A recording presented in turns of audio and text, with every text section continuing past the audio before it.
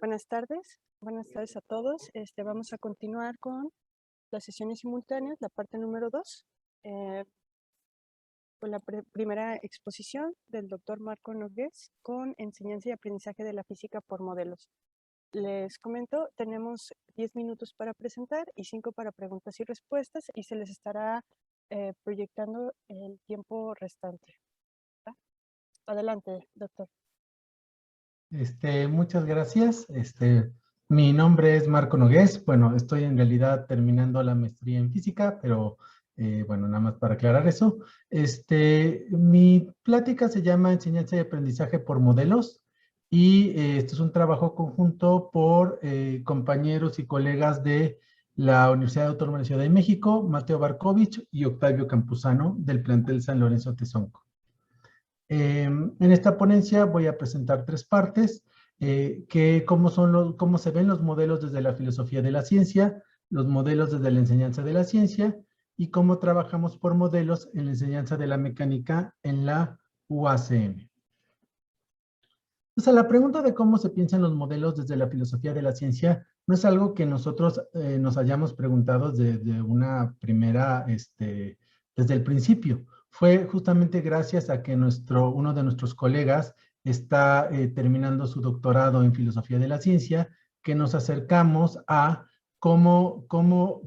a las prácticas de la filosofía e historia de la ciencia, cómo ven justamente la práctica científica. Entonces, y esto nos ha acercado a los diferentes puntos de vista que tienen acerca del trabajo científico.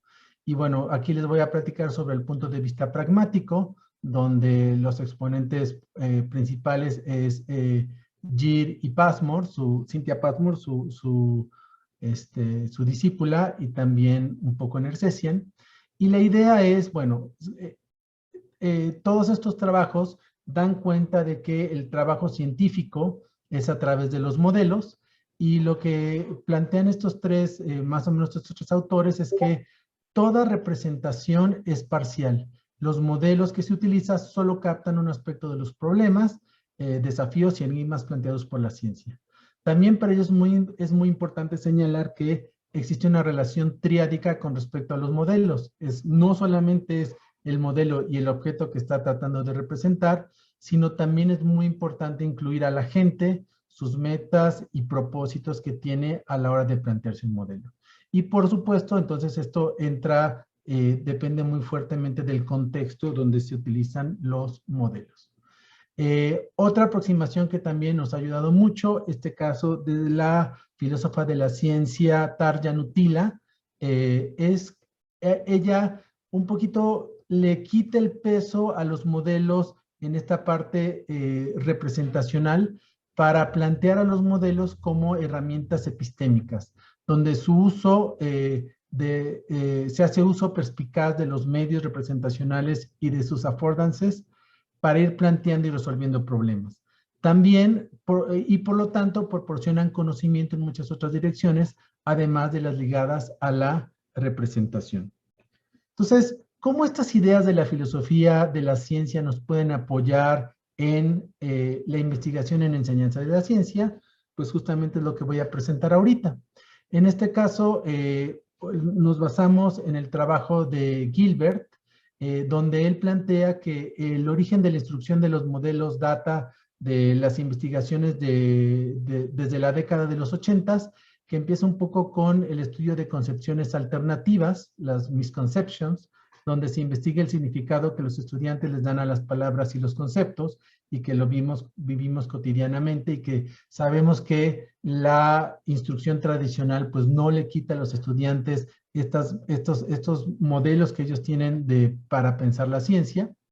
El otro gran origen tiene que ver con que en la actualidad el énfasis de la ciencia no es únicamente enseñar hechos, sino que queremos que los estudiantes tengan una idea acerca de la naturaleza del proceso y del pensamiento científico. Entonces la pregunta es, ¿cómo le hacemos para enseñar pues las estrategias, las habilidades que entran en juego cuando hacemos ciencia?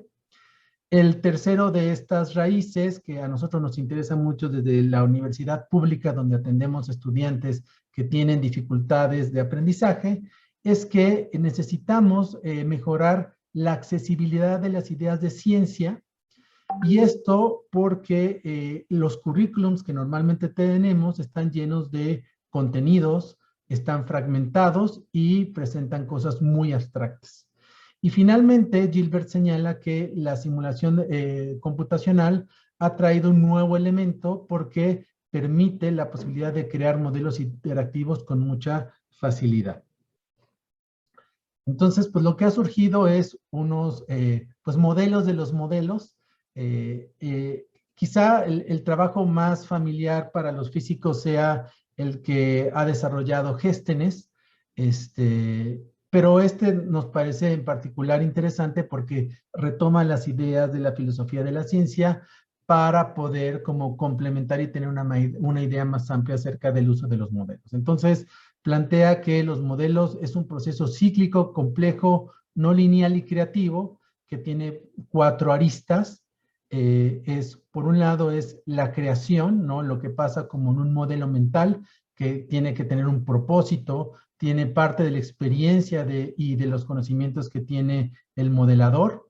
Luego hay una parte de expresión concreta a través ya sea de dibujos, esquemas, diagramas en 2D, o en productos, en objetos concretos tridimensionales, pero también están otras representaciones como la verbal, la virtual, la simulación, la matemática y la gestual. Luego hay una parte que tiene que ver con la verificación del modelo a través de experimentos, ya sean mentales o experimentos empíricos, y finalmente una parte donde se evalúa el alcance y los límites de este modelo. Entonces, me gustaría como tratar de señalar rápidamente cómo estamos intentando aterrizar estas ideas en el diseño de un curso de Mecánica 1. Nosotros damos física para ingenieros y la implementación pues consta pues justamente de tratar de aterrizar estas ideas. Entonces, consideramos que la mecánica es un conglomerado de modelos. Cada modelo se extiende y se combina con otro, y la profundidad en la comprensión no tiene límite, y que también depende justamente pues del alcance que tiene cada estudiante para poder trabajar con ese modelo. Entonces, resolver un modelo es una competencia que incluye pues desarrollar estrategias, conocer ideas, datos, actitudes, habilidades, etcétera. Y resolver un modelo es más que resolver un problema. Resolver un modelo emula el trabajo científico. Y bueno, y esto va pues a contrapartida de la manera tradicional de enseñanza, que tiene que ver con dar una exposición y luego poner a los estudiantes a hacer ejercicios de final de capítulo. Aquí tengo como diferentes fotos donde señala un poquito lo que nosotros hemos venido haciendo ya desde hace mucho. La universidad tiene un modelo pedagógico que intenta que el aprendizaje esté centrado en el estudiante. Entonces, la idea justamente es que los estudiantes experimenten, desarrollen modelos, que visualicen, que discutan, que trabajen en conjunto. Y aquí un poco es el ejemplo de que el plano inclinado, que es un tipo de modelo que utilizamos, atraviesa mucho de los temas del curso de mecánica. Por ejemplo, puede atravesar la cinemática, la dinámica, inclusive la conservación de la energía. Entonces, lo que nosotros estamos queriendo hacer es, dado este modelo de Gilbert, que tiene estas 4 fases, es plantear objetivos de aprendizaje que nos lleve a, por un lado, diseñar o hacernos la pregunta de cómo vamos a dar cuenta de que se cumplieron esos objetivos de aprendizaje, es decir, la parte de evaluación, y qué actividades nos va a permitir llegar a estos objetivos de aprendizaje, esto tomando en cuenta el backward designs, ¿no? El diseño inverso. Entonces, pues algunos de estos objetivos es, por ejemplo, en la parte de la creación, tienen que primero, pues eso, contextualizar y saber a la hora de que tienen un fenómeno físico, pues qué van a hacer con él. Pueden simplificar, explicar, abstraer, predecir, representar, o una combinación de estas. También hay que entonces definir aproximaciones, determinar el tipo de modelo más amplio que hay que utilizar. Aquí puede ir al libro y ver lo que otros autores han hecho sobre los modelos, o puede hacer un experimento para tratar de él construir el modelo. Luego tenemos la parte de la expresión, donde justamente hay que apoyarnos en los dibujos, esquemas, analogías, y usar simulaciones para inferir, formular hipótesis, verificar. Y la verificación, pues justamente es analizar casos extremos interesantes y relacionar los resultados con las predicciones y discrepancias entre las teorías implícitas. Entonces esto, si no funciona, regresas a la parte de creación y vuelves haciendo este proceso, ¿no? Entonces, y hay un proceso de evaluación donde el estudiante tiene que comunicar su modelo y tratar justamente de dar cuenta de lo que sucede. Los retos de esta implementación, pues son varios, porque pues tenemos como, apenas estamos tratando de sistematizar lo que estamos haciendo. Entonces, pues se trata de elección de objetivos de aprendizaje, trabajarlos consistentemente en los diferentes modelos. Los objetivos y sus actividades se realimentan y potencian entre sí, pero no tenemos que dar por supuesto que se aprenden haciendo una sola vez las cosas y no son etapas que deben de cumplirse de manera secuenciada. Tenemos que entonces como tomar los modelos, ir de los modelos chiquitos a los modelos más amplios, pero pensando que los modelos que les llamamos restringidos aportan a la comprensión de los modelos más amplios y también otra parte importante es que pues de alguna manera, como los estudiantes están acostumbrados a resolver problemas de final de capítulo, esos problemas los transformamos al proceso de el trabajo por modelos. Aquí está un poquito la bibliografía y les agradezco mucho su atención. Cualquier contacto, estamos aquí, tengo mi cuenta en Twitter y mi correo electrónico. Muchas gracias. Muchas gracias, Marco. No sé si tengan alguna pregunta.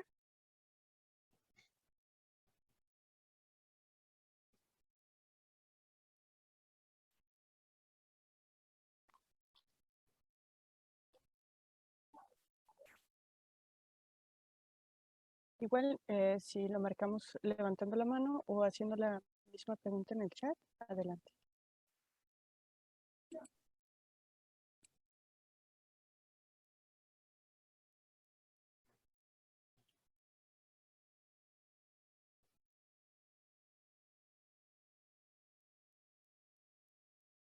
Nos preguntan, Marco, ¿cuánto tiempo les lleva realizar un modelo?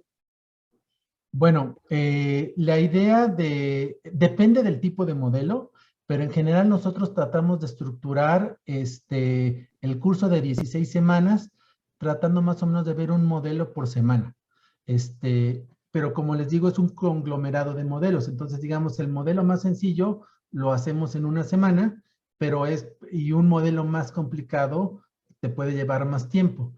Por ejemplo, justamente ahora yo vamos a trabajar con mis estudiantes el modelo de plano inclinado para tratar de recrear el modelo de Galileo y más o menos eso me va a llevar un par de semanas. Entonces, esto es interesante porque sí cambias la manera en que organizas el curso porque no estás cubriendo temas, sino estás justamente haciendo que los estudiantes trabajen por modelos que siempre van a estar regresando con ellos de alguna manera. Muchas gracias. No sé si hay otra pregunta. Todavía tenemos un minuto.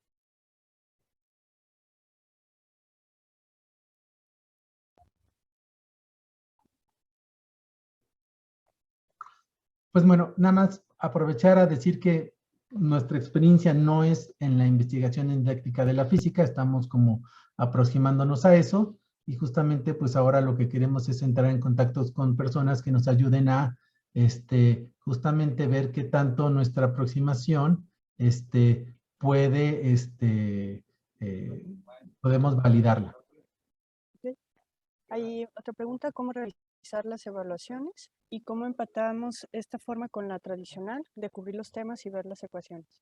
Aquí cambiamos totalmente la idea de la evaluación. Yo en particular ya no hago evaluaciones, lo que hago son evaluaciones formativas tipo low stakes, de comprensión conceptual y mis estudiantes tienen que hacer un laboratorio donde les pides productos que correspondan a tus objetivos.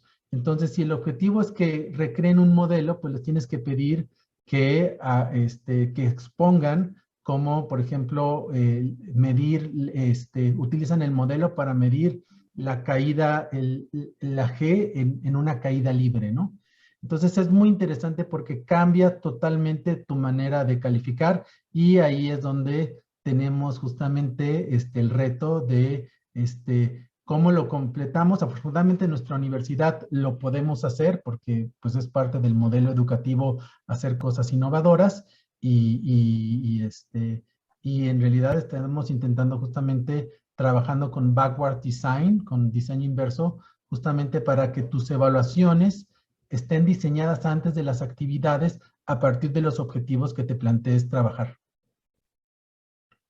Muchas gracias, Marco. Hay otras preguntas, pero las vamos a dejar. Ahorita continuamos con la siguiente presentación.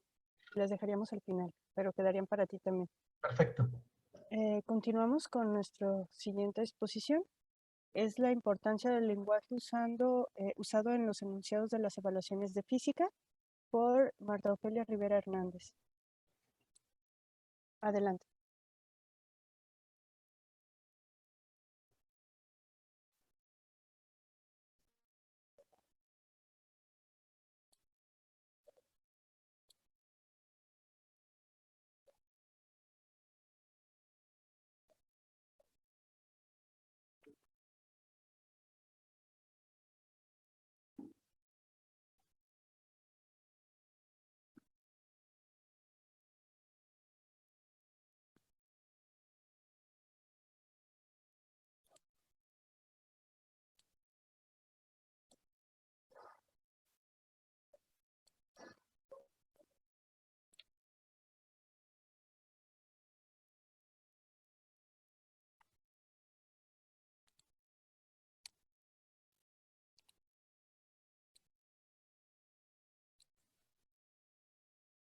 Perdón, no sé si me estaban escuchando. No, ahorita ya. Ah, ok. Adelante. Buenas tardes a todos. La siguiente ponencia es un trabajo que hace énfasis en la importancia del lenguaje usado en los enunciados de las evaluaciones de física. Este es un trabajo que se hace conjunto con otros compañeros del Instituto de Educación Media Superior y que forma parte de un proyecto de investigación enfocado en relaciones proporcionales. En este caso lo presentamos mi compañero, el DTI Samuel Maca García y una servidora, Marta Ofelia Rivera Hernández. Ok. La física trasciende. La física trasciende porque es una ciencia fundamental que genera leyes y principios básicos que son útiles en otras áreas del área científica, como química, biología, geofísica, astronomía, en fin, en todas las áreas de la ciencia incide directamente, pero también incide de manera directa en nuestra vida cotidiana. Entonces, ¿por qué es importante hablar con claridad o con precisión cuando estamos significando los conceptos o las magnitudes físicas relacionadas con este lenguaje? Entonces, ¿importa la claridad y precisión de su lenguaje? Por supuesto que importa, es muy importante, porque de no hacerlo, los conceptos pues no se comprenden. Si no se transmiten con claridad, es difícil que los estudiantes comprendan con claridad. Esta escena o esta imagen muestra que hay uno de los múltiples problemas por los cuales la ciencia se vuelve incomprensible, porque las bibliografías que nosotros utilizamos normalmente son traducciones que se hacen del inglés al español, y estos presentan no solamente errores de traducciones que normalmente se hacen de manera literal, sino error en el concepto mismo. Un ejemplo de ello es esta palabrita que se traduce de manera literal, gravity, se traduce como gravedad, cuando en realidad debería de ser un término gravitacional. U otro concepto que es heat flow, se traduce de manera literal como flujo de calor, y el estudiante podría entender que el calor es un fluido, tal como lo es un líquido o un gas. Ok, aquí tenemos una tablita que nos muestra propiedades físicas o magnitudes físicas, en donde normalmente los estudiantes se equivocan y asocian unidades lineales cuando en realidad deberían de ser cuadradas y cúbicas. Pero eso significa que el estudiante aún no ha comprendido el concepto mismo, la propiedad, el significado de esa propiedad y de esa magnitud, y le asocia una unidad lineal. El concepto de peso es una magnitud física vectorial en donde usualmente ellos lo confunden con un lenguaje común y le asocian de manera directa prácticamente la unidad de medida de kilogramo, cuando en realidad debería de ser el newton. Bueno, esta imagen nos muestra que la confusión puede ser aún mayor y de hecho hasta llegar al punto de frustración cuando problemáticas como las siguientes, ellos no alcanzan a comprender el significado de todos y de cada uno. Empezando por los operadores aritméticos, que aunque están bien representados, hay representaciones que no son convenientes. Específicamente aquí el slash, que significa división, si ellos lo utilizan, tienden a confundir o a operar de manera errónea tanto números como unidades. Entonces es conveniente que no lo usen. Pero así como este slash, también está el operador de multiplicación. Cuando utilizan el símbolo del punto, tienden a confundirlo con un punto decimal. Entonces hay que estar pendiente de ello.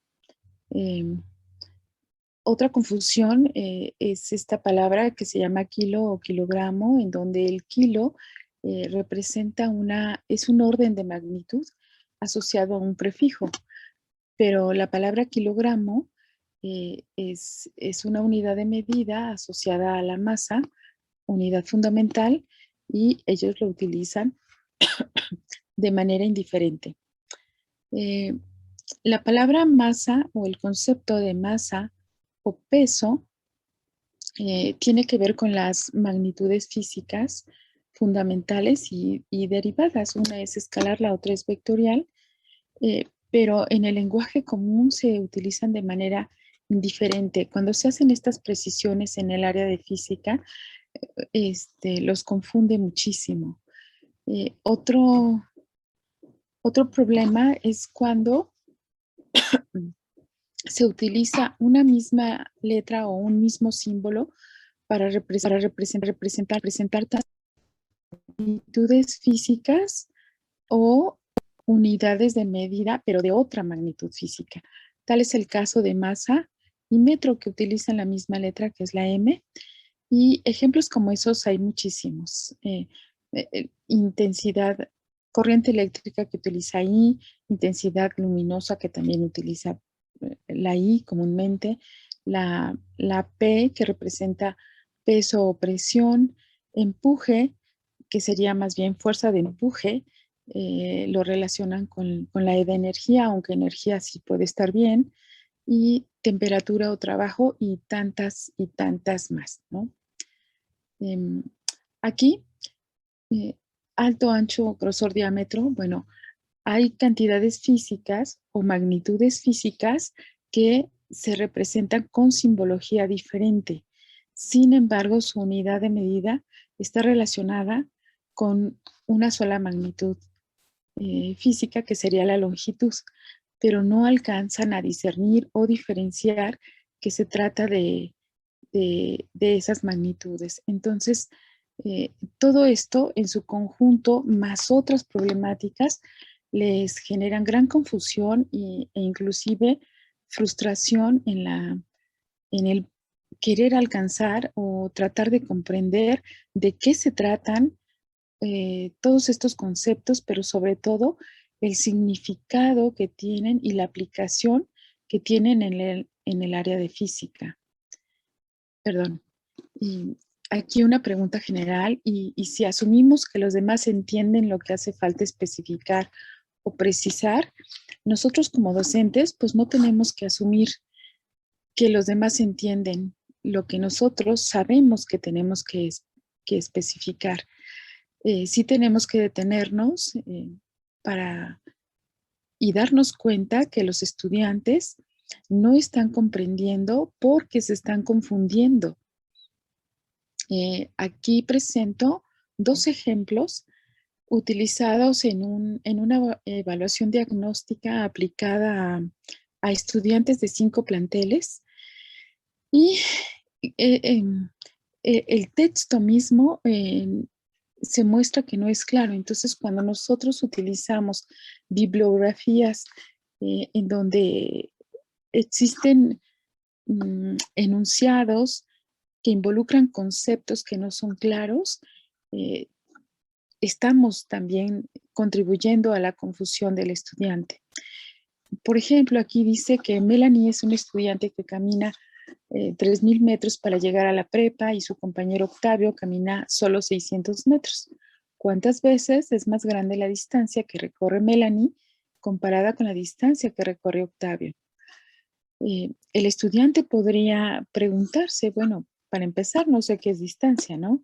O preguntarse si caminan en línea recta o es el largo del camino, o inclusive si el camino es curvo, si sería la misma distancia, y si ese es el largo del camino, entonces no sabemos qué distancia está a cada uno de la escuela. Nosotros no referenciamos la salida y el estudiante puede entender otra cosa o simplemente no entender. ¿Sí? Este sería otro ejemplo de la misma evaluación diagnóstica. Una receta requiere 525 gramos de harina para preparar 5 hot cakes. ¿Cuántos gramos de harina se necesitan para preparar solo un hot cake? Bueno, el estudiante se puede preguntar si se puede hacer un solo hot cake con toda la harina o si puede hacer un gran hot cake utilizando la mitad de la harina y el resto de la harina para preparar otros 4, o si se ocupa menos cantidad de harina y hacer hot cakes pequeños, o si todos deben de ser del mismo tamaño.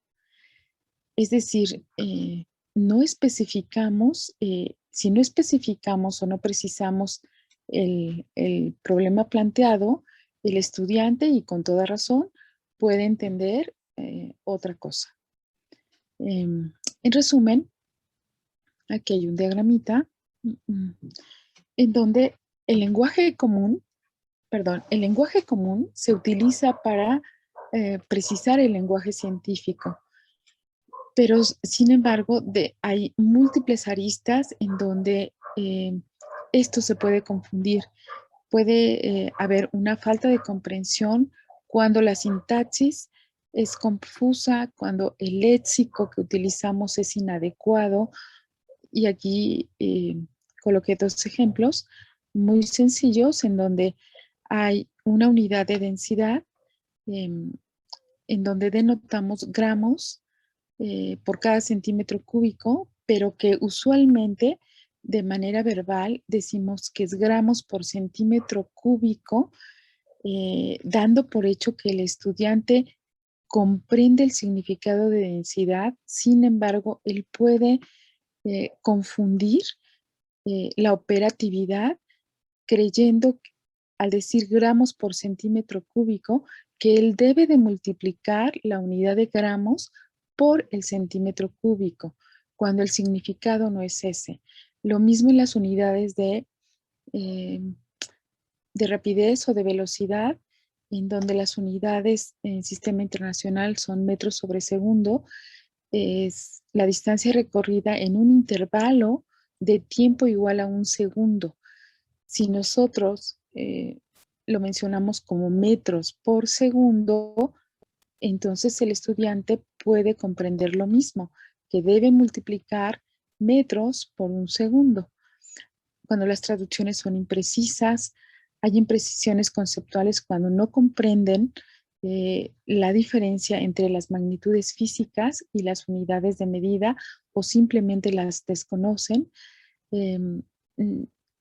Hay otras palabras de significado científico, pero que son de uso común y los usan de manera indiferente, dando connotaciones equivocadas, ¿no? Por ejemplo, calor con temperatura, aceleración con velocidad, masa con peso y tantas otras.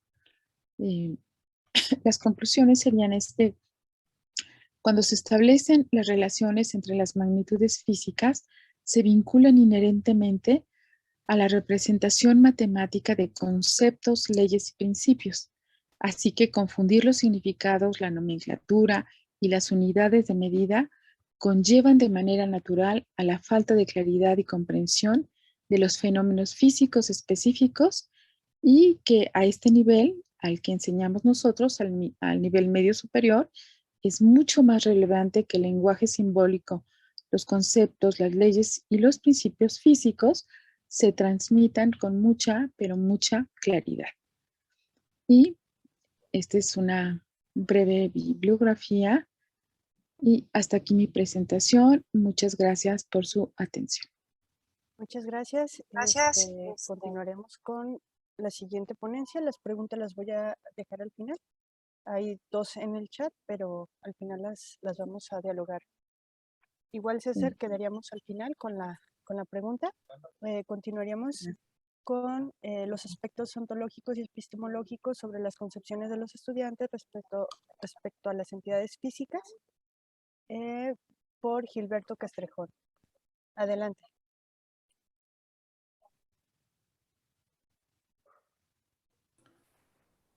Muchas gracias. Sí se escucha, ¿verdad? Así es. ¿Sí? Bueno, gracias. Bueno, agradezco la oportunidad para presentar esta ponencia que está relacionada con un proyecto de investigación en ciernes que se está desarrollando en el Instituto Politécnico Nacional, y traigo a colación una colaboración específica con la doctora Iliana Cristina Carrillo Ibarra de la UPITA IPN, y que refleja algunos aspectos de este proyecto de investigación que, cabe señalar, repito, colaboran tanto estudiantes del posgrado en física educativa, de maestría y doctorado, y algunos otros profesores. Entonces, permítame nada más que... déjame nada más, es que aquí está. Listo. Bueno, el contenido, rápidamente, el contenido de esta presentación, más que nada es como un pequeño esbozo de lo que sería esta pequeña colaboración. Y bueno, quiero comenzar con lo que le llamo motivación, que más que nada me voy a referir a las preguntas de investigación. Después plantearé el objetivo del proyecto del que quiero hablar en general, y después ya me centraré en el caso específico de un ejemplo de esta que es la colaboración, que es se diseñó y se intenta implementar una secuencia didáctica. Plantearé algunos resultados, mis conclusiones y las referencias. Muy bien, lo que ha motivado este proyecto de investigación tiene que ver primero con tratar de indagar si es que la reflexión filosófica como hilo conductor puede contribuir a la enseñanza de la física. A grandes rasgos, eso sería la primera parte de la motivación. Específicamente, ya vinculado al proyecto de investigación, nos hacemos esta cuestión de que si la reflexión filosófica puede contribuir al proceso de enseñanza de la física moderna para lograr un cambio conceptual e identificar aspectos epistemológicos y ontológicos de las concepciones de los estudiantes. ¿Qué entendemos por esto de aspectos epistemológicos y ontológicos? Por aspectos epistemológicos nos estamos refiriendo a cómo los estudiantes construyen las concepciones que tienen acerca de las entidades físicas. Y por aspectos ontológicos, ¿qué concepciones tienen acerca de la existencia de estas entidades? En el caso específico que voy a presentar, es entidades físicas que tienen una representación matemática. Y esto ya implica una cierta problemática que nosotros queremos identificar. El objetivo general del proyecto, lo leo rápidamente: analizar los aspectos epistemológicos y ontológicos de conceptos y entidades de la física moderna mediante la implementación de estrategias didácticas que inserten la reflexión filosófica en los cursos de física a nivel universitario, midiendo el cambio conceptual y nivel de argumentación en los estudiantes para una mejora de su comprensión y pensamiento crítico. Respecto a esto del cambio conceptual, está basado en la teoría del cambio conceptual que plantea que los estudiantes llegan al aula, a grandes rasgos, llegan al aula con diversas concepciones quizá equivocadas o malos conceptos, y que mediante la implementación de un conjunto de acciones pueden acceder a un cambio conceptual. Algunos autores le llaman una evolución conceptual positiva. Esto se puede medir mediante una ecuación que calcula, esto es desde el punto de vista cuantitativo, una ecuación que calcula lo que le llama la ganancia conceptual. En este ejemplo concreto, en el que ya me voy a centrar, estamos en el nivel de diagnóstico, de tal manera que lo que inicialmente queremos es hacer una especie de diagnóstico cualitativo respecto al análisis del discurso de los estudiantes, que nos permita tener un primer acercamiento respecto a estas ideas de cómo construyen el conocimiento acerca de las entidades y qué concepciones tienen respecto a la existencia de las entidades físicas, específicamente que tienen una representación matemática. Por tanto, se diseñó o se ha diseñado un conjunto de secuencias didácticas, algunas para aplicarse en cursos de física. Cada colaborador se está centrando en ello, pero en este caso bien específico, diseñamos una secuencia didáctica basada en esta pregunta que estoy planteando ahí, de que si las entidades físicas que tienen una representación matemática, esa representación es una representación fiel o literal. Esto implicaría ya problemáticas de carácter filosófico. Por tanto, esta secuencia didáctica que voy a poner como ejemplo, se diseñó para 3 sesiones de 90 minutos cada una, tomando como referencia esta cuestión, y se diseñaron un conjunto de acciones. Es el mismo instrumento que se va a usar. Aquí estoy poniendo un ejemplo un instrumento pre y post test que se va a aplicar a los estudiantes, basada en esta primera cuestión, y que nos va a permitir precisamente el análisis discursivo de las respuestas, tanto complementado con un conjunto de acciones que se van a implementar. Me detengo tantito, cabe señalar que, bueno, se tenía la idea de que ya presentar algunos resultados, pero desgraciadamente por cuestiones de tiempo, dado que las secuencias didácticas estaban planeadas, en este caso esta secuencia didáctica era para un curso, es para un curso de matemáticas en la UPITA, en la Escuela de Ingeniería. Estaba programada para aplicarse a finales de octubre, desgraciadamente por ciertas cuestiones se retrasó y se va a aplicar ahora a finales de este mes, pero ya está el diseño, ya más se va a implementar. Y bueno, como caso interesante es que contamos con la ayuda de un alumno becario que nos está auxiliando en cuestiones técnicas, y contamos para que los alumnos accedan a responder ese pretest y posttest. Contamos con esta plataforma que es de un grupo de investigación en el cual formamos parte, y que el alumno está apoyándonos, el alumno becario nos está apoyando con la programación para que los alumnos puedan ingresar aquí a la página y responder el pretest y el posttest. Este es un ejemplo ya de más o menos la estructura de la secuencia didáctica. Estoy poniendo el número de sesión, el tema, el objetivo, algunas actividades y la tarea educativa dependiendo de cada una de las sesiones. Y bueno, a grandes rasgos, por ejemplo, el tema pueden ver que en la primera sesión se está considerando como la naturaleza, como tema la naturaleza de las actividades matemáticas. En términos de actividades, se establece una especie de diálogo socrático, que es precisamente lo que permite el hilo tomar como hilo conductor a la reflexión filosófica.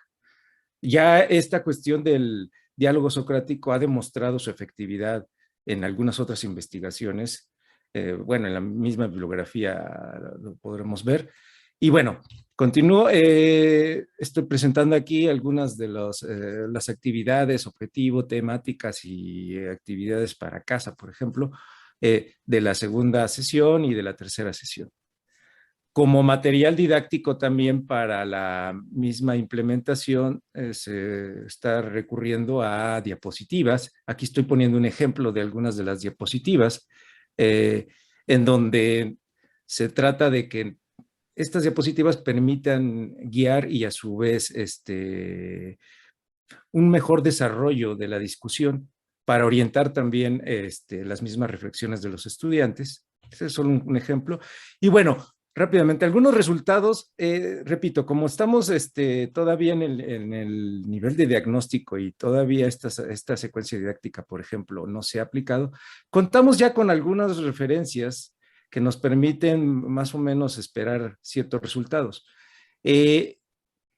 Comento, este proyecto actual, 2021, es la continuación de un proyecto de investigación que se desarrolló y bueno, se obtuvieron ya resultados en el 2020, cuyo título era La reflexión filosófica en la enseñanza de la física a nivel universitario, un proyecto que también fue apoyado por el Politécnico y que ya está concluido y que, como ejemplo, se desarrollaron secuencias didácticas, ahí sí, para enseñar la física, y un ejemplo concreto fue esta secuencia didáctica que se diseñó para 6 sesiones de 60 minutos que se aplicó en esta Universidad de Honduras y cuyo objetivo fue enseñar mediante la reflexión filosófica el concepto de fuerza en la segunda ley de Newton.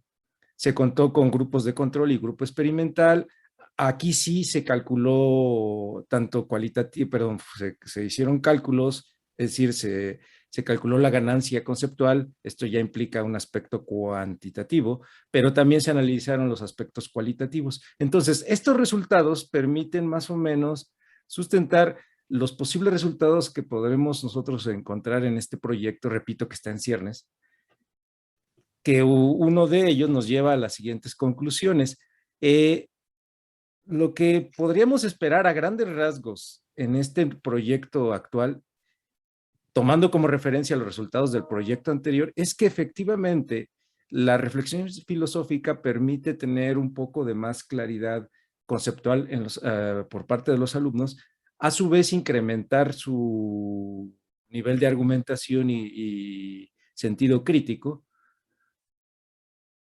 Algo muy importante aquí, ya casi para concluir, es que para poder identificar estos aspectos, dado el título de la presentación, que era estos aspectos ontológicos y epistemológicos, pues tenemos que hacer un análisis discursivo de las respuestas de los estudiantes.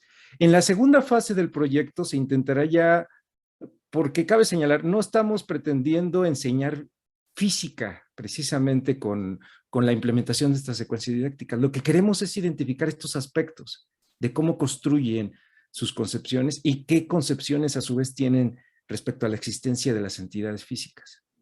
Entonces, este proyecto nos permite tratar de, mediante un análisis discursivo basado en la teoría de la argumentación, sobre todo de un autor filosófico, de un filósofo de apellido Toulmin, nos va a permitir identificar estos aspectos, dado que consideramos que es una problemática muy, en las ponencias anteriores lo pude identificar también, es una,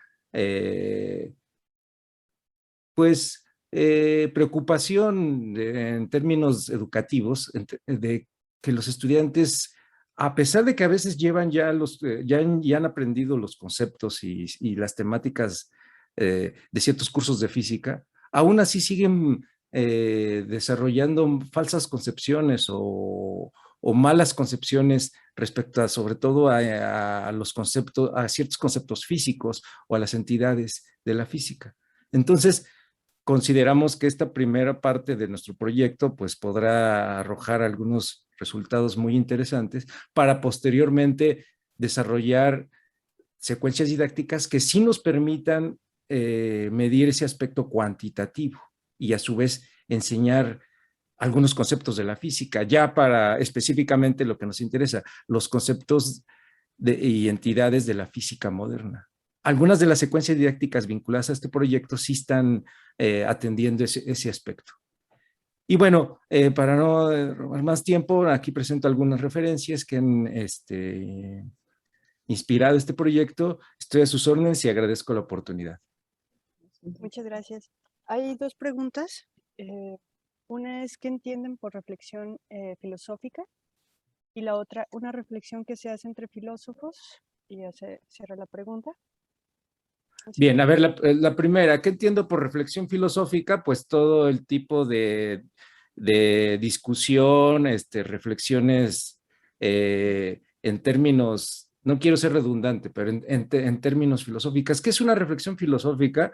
Es una manera muy específica de acercarse al mundo desde una cierta visión.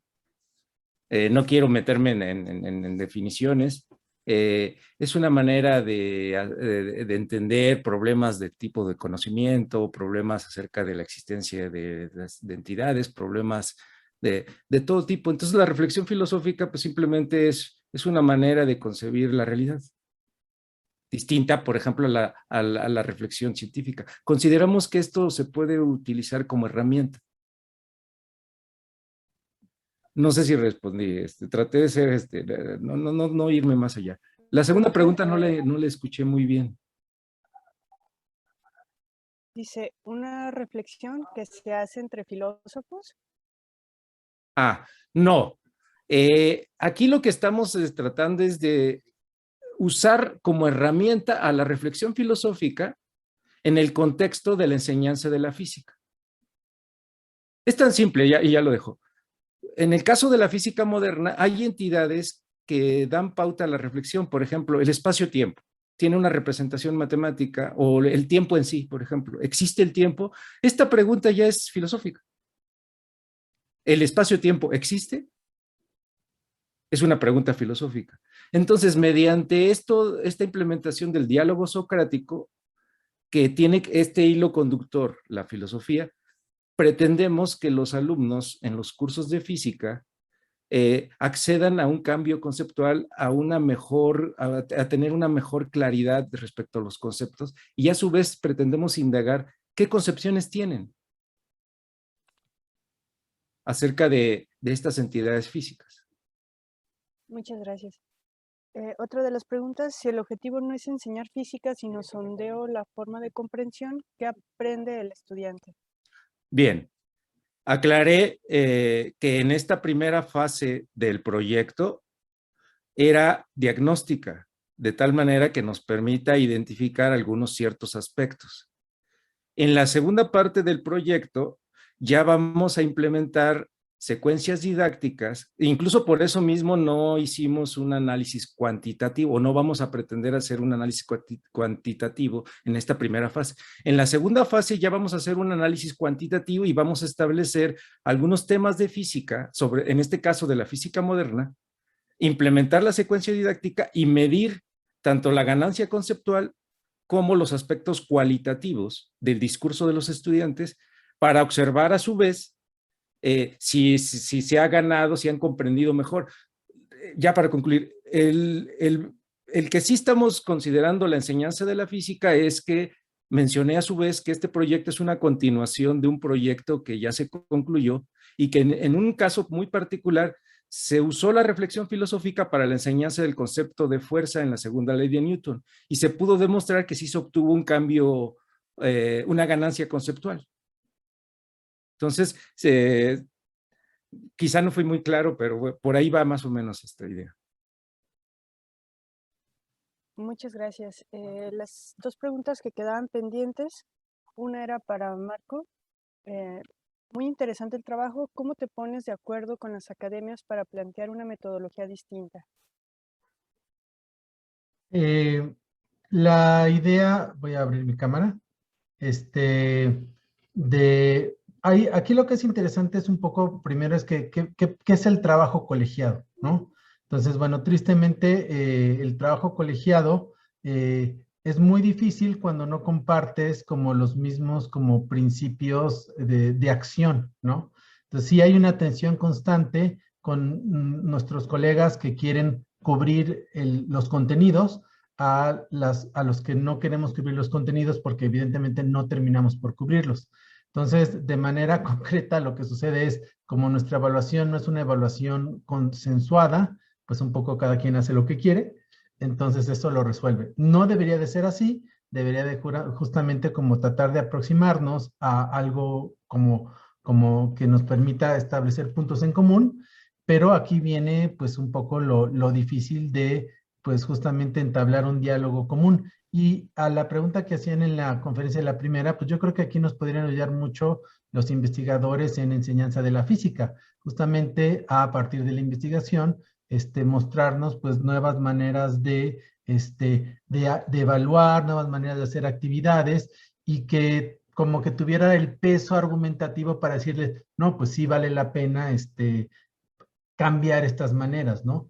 Pero va a ser un proceso muy largo que yo la verdad, pues esa es la pregunta, ¿no? ¿Cómo le hacemos para que un docente que ha venido enseñando de la misma manera desde hace 30 años, lo cambies de un día para otro? Ya hay propuestas y bueno, me parece que justo estos encuentros ayudan un poquito para eso. Sí, muchas gracias. Otra de las preguntas es, ¿tienes alguna evaluación para indagar el nivel de comprensión lectura de los estudiantes? ¿Y qué actividad realizan para solventar este problema?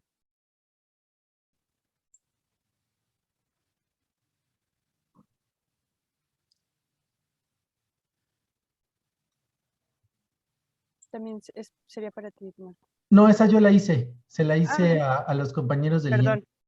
Entonces para Marta, ¿verdad? Marta Fela. Perdón. Perdón. ¿Vuelvo a repetir la pregunta? Sí, por favor. Dice, ¿tienen alguna evaluación para indagar el nivel de comprensión lectura de los estudiantes y qué actividades realizan para solventar este problema? Gracias. Si tenemos algo para sondear la comprensión de los estudiantes. Bueno, las actividades son diversas.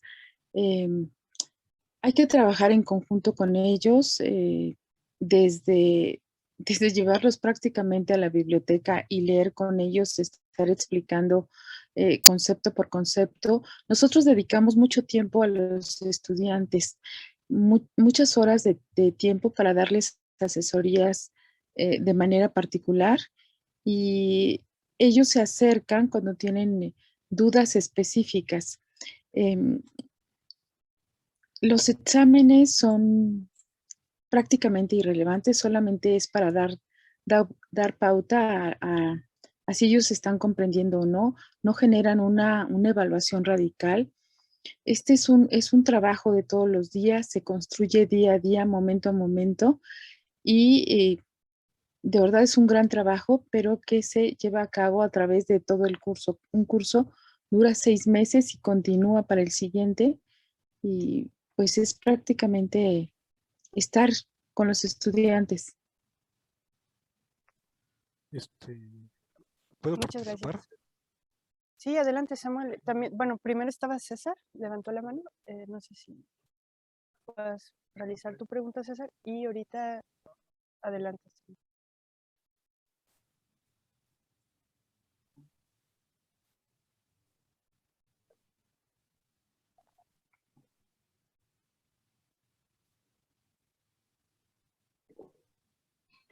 Hola, buenas tardes. Me muteé sin querer.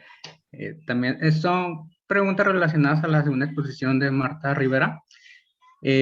Primero, me causa así como mucho ruido la parte esta de flujo de calor. Se considera, bueno, de lo que entendí lo consideran como que es una mala traducción.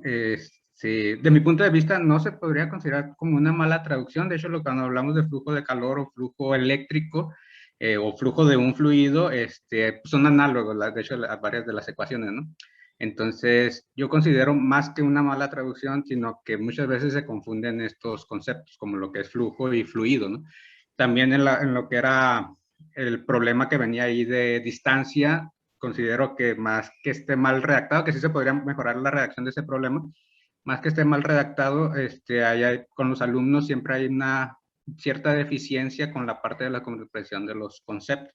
Entonces yo, más que trabajar la parte de corrección de estas redacciones, trabajaría en la parte de la comprensión de los conceptos, ¿verdad? Porque, por ejemplo, si hablamos de distancia, pues la distancia es una magnitud escalar y ya si estuviéramos hablando de que en la posición en la que estuviera la persona, tendríamos que hablar de un desplazamiento, ¿no? Entonces, desde que se habla de distancia, ya se sabe que va a ser una comparación y no importaría la posición en la que estuvieran, porque es una magnitud de escala. Yo considero que sí es bien importante la redacción, definitivamente es bien importante, pero también debe ir anclado a la comprensión del concepto. Si no hay una buena comprensión del concepto, se prestan estas confusiones, ¿verdad? Y entonces hay que atacar mucho esa parte, porque como dice usted, por ejemplo, la parte de kilo, que muchas veces, no, pues dame un kilo de tortilla, y desde ahí estamos mal, ¿no?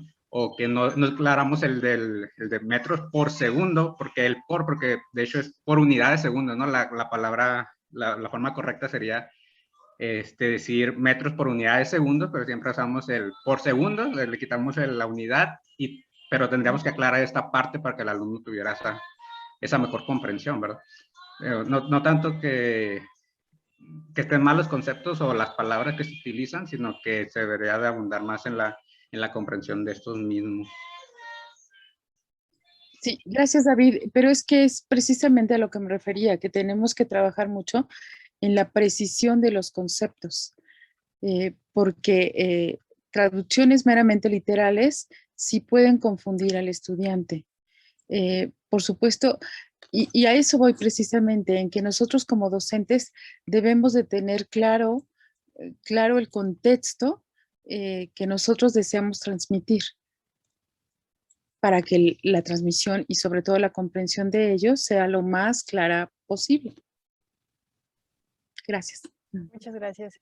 Continuamos ahora sí con Samuel.